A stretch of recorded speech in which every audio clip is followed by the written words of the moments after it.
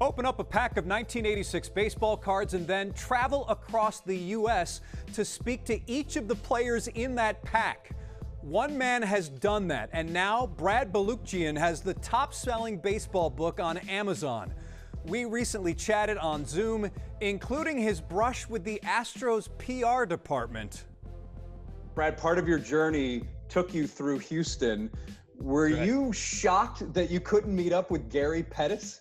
I was disappointed, so the book, one thing I like about the book is it kind of has this emotional flow to it, right? Where it starts off really strong and I do really well in California. I meet up with Brand Smoleniks and Steve Yeager and Gary Templeton and have these great experiences. So I'm kind of getting a little cocky, I guess. And I've been told that Gary Pettis is going to talk to me. The Astros guy, Steve Grand, was like, yeah, when you get here, shouldn't be a problem.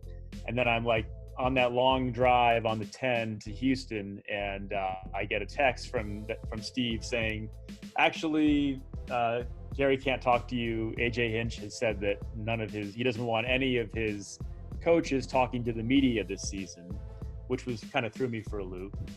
So it was actually, I didn't put this in the book, but I had actually talked to Gary like a year before. I did a story for Rolling Stone where I interviewed him. I don't know, for Smithsonian, where I interviewed him. So I had spoken to him before, so I thought, oh, this is not going to be a problem.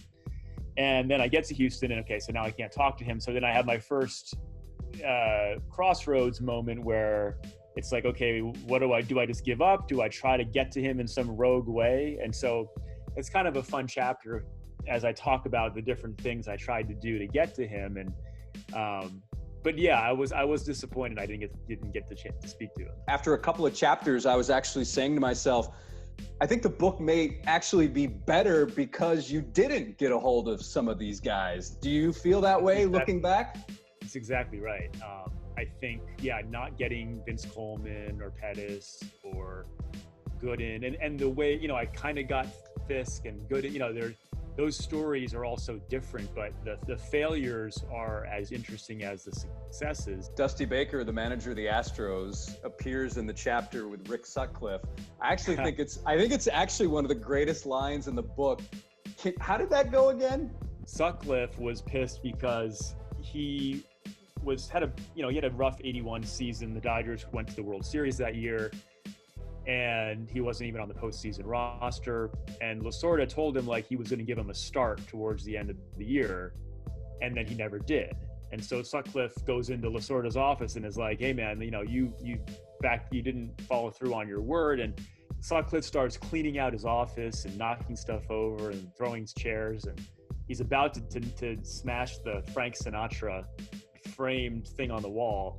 And Dusty Baker walks by and he just says, "Kid, you're in trouble enough already. Don't get Frank pissed off at you too."